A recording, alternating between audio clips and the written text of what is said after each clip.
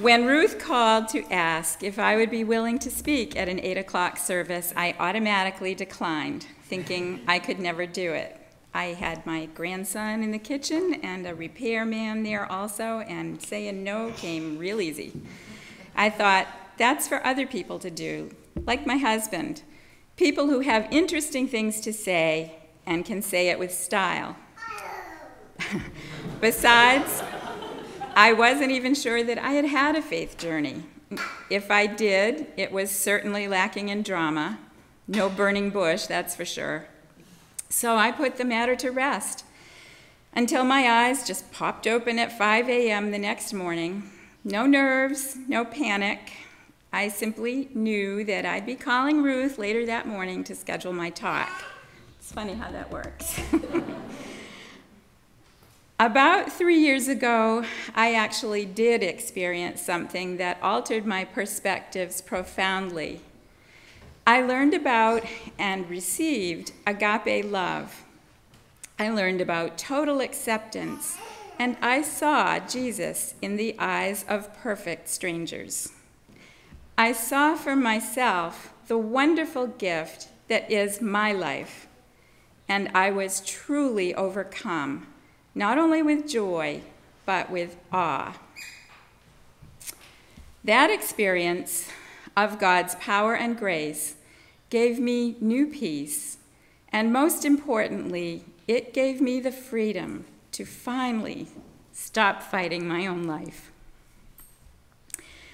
I understood for myself Paul's statement to the Philippians in chapter 4, verse 13, that I can indeed do all things through Christ who strengthens me, including this.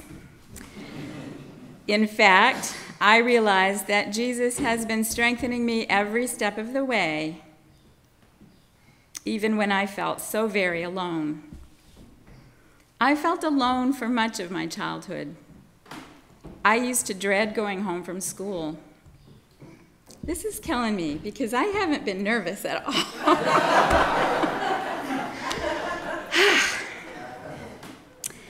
Each day, I paused with my hand on the doorknob, and I braced myself for whatever I'd face behind that door.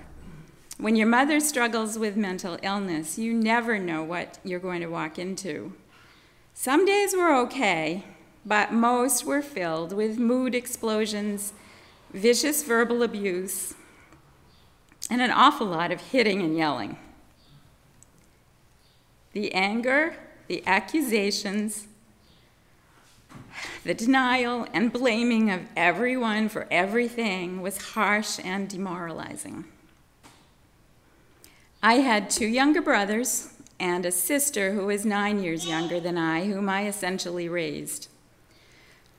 The boys were both born with an uncommon disorder called Hirschsprung's disease, in which many feet of their lower intestines lacked the nerve cells required for proper functioning. Consequently, there were multiple surgeries and memories of horrific car trips to Mass General Hospital with one of the other babies screaming in agony. I recall several instances of being deposited on a bench near the nurse's station with strict orders not to move while my frantic parents dealt with the boys' emergencies. And I never moved. I'm happy to say that in my recent reading about the disease, it sounds like great strides have been made in diagnosis and treatment. But in 1957 and in 1960, when the boys were born, my brothers were on the very cutting edge of medical care for this, and things were pretty rough for them. By the age of 7, I had acquired the dubious skill of being able to clean and dress my brother's temporary colostomy wounds. They each have like a -1, big long scars on their stomachs. So they had 2 each. Is it any wonder that I later chose nursing as a career? We had no other family members living in Maine, and so my mother demanded my help. She was no doubt terrified by their illness and she took it out on anyone within earshot and arm's reach, including the boys. But I was strong and resilient, and I learned self-preservation skills, which I used for their benefit and obviously for my own. My dad did his best, but the tremendous financial strain nearly bankrupted him. He had to travel and was often gone Monday through Friday. I lived for his homecomings. He had a quirky sense of humor, which my mother didn't always appreciate. So when he came home, he became her lightning rod, and we kids sort of got a break. Despair set into our family and eroded what faith my folks may have had at the beginning of their marriage. This was in the era when people kept their difficulties to themselves. No Donahue, things like that on TV. The neighbors clearly must have heard all the screaming that came from our house, but nonetheless, we were on our own in dealing with whatever presented itself. My dad had been in the Marines, and to this day, his motto is, "Tough it out." And I learned that pretty well. Through the grace of God, my brothers are alive today, but I can't honestly say that everything is fine with them in lots of ways. I, on the other hand, was spared. I was like a brand plucked from the burning. So let me tell you about my religious upbringing. I was always the smart one, the healthy one, the lucky one. School was my escape. I did well, and I read prodigiously. When I was in the 4th grade, we moved to the next town, and I changed schools. And I made friends with a pair of twins. There were actually 3 of those in my class. I think it might have been something in the water. They were outgoing and invited me to join their junior choir at the Congregational Church. I knew that my dad had been raised Catholic, and I still have a lot of affinities for that. I knew that my mother had not, and that was the extent of their church involvement. So, practically speaking, I began my spiritual journey on my own. I adored that junior choir director. I thought she was beautiful, and she was very kind, and she had the best soprano voice in the senior choir, in my opinion anyway.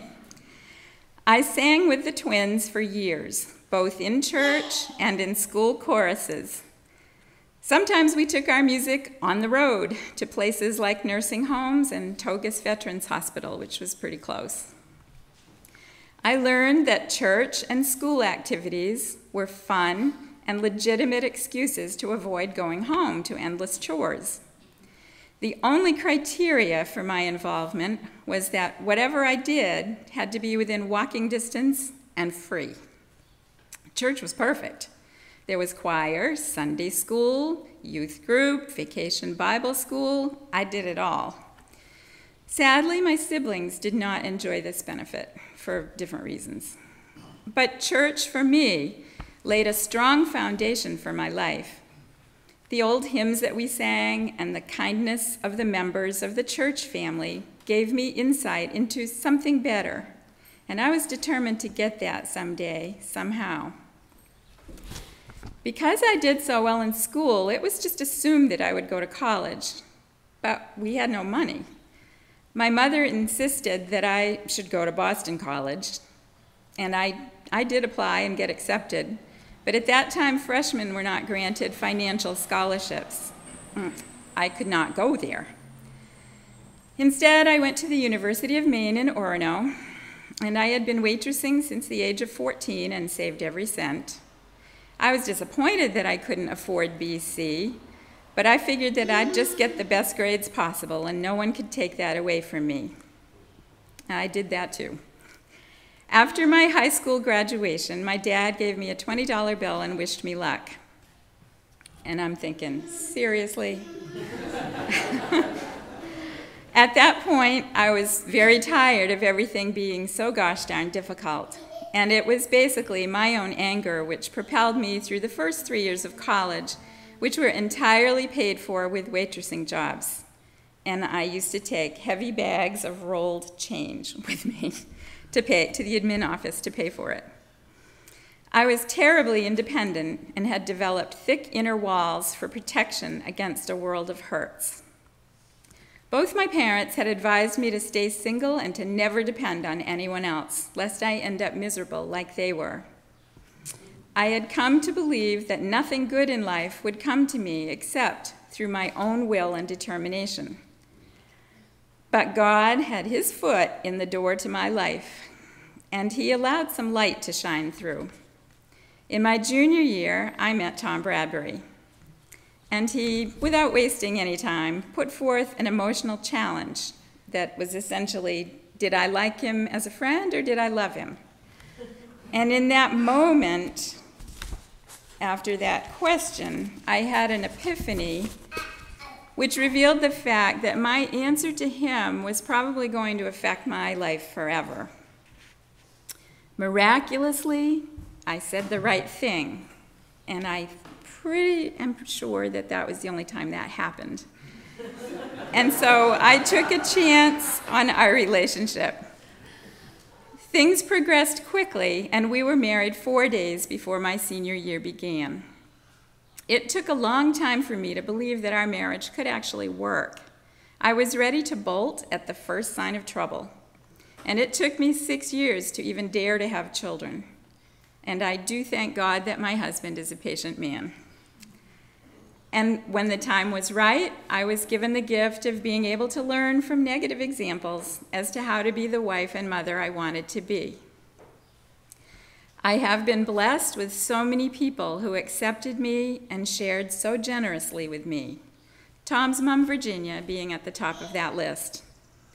Some others were Louise and Lyman Huff and Seth and Ruth Pinkham, who attended this church. Pastor Bill Gardai touched my heart very deeply when I met him, and Bob and Sally Uton are like guardian angels to me. I am a living example of the fact that love can work miracles. All I ever wanted was a normal life, and I got it, even though we all know there really is no such thing. But I got so much more. I've been granted way more than I expected or even thought I wanted. But my life isn't perfect. I have fibromyalgia, which essentially means that every day some part of my body hurts. If you don't know, it's a chronic syndrome that is characterized by widespread muscle and joint pain, fatigue, and inability to achieve deep sleep, which helps to rejuvenate the body. After months of tear-filled and sleepless nights when this first came on, I begged God to show me the way to get better. And I finally heard his message. That is, that he is always with me, and he has been with me all the time. I am not alone. He will give me the strength and the courage I need to fulfill every task he sets before me. The pain is simply my reminder to work smarter, not harder, and that he's walking right beside me. And the most important part of my thinking is daily acknowledgement and gratitude to God for everything. I understand now that God's prevenient grace was offered to me as a gift. In accepting it, so many possibilities became reality. God's miracles are everywhere for me. In my home and garden, at the lake, at my weekly Bible study, in the love of my husband, and most of all, in my beautiful daughters, and now in my grandson, Kian. I know not only my own happiness, but I also know the joy of lifting up other people whenever I see needs that I can meet in their lives. 2 years ago, we left our secluded little home near the clock farm, where we lived for 31 years, and moved back to Cape Porpoise, where Tom grew up. We now live in a very old and historic home, and it has a $1 million view. But for me, it has something else. It is close enough so that we can walk to church again, like I did back in the 4th grade. Only now, It is hand in hand with the love of my life and with God's love in my heart. Thanks be to God. Amen.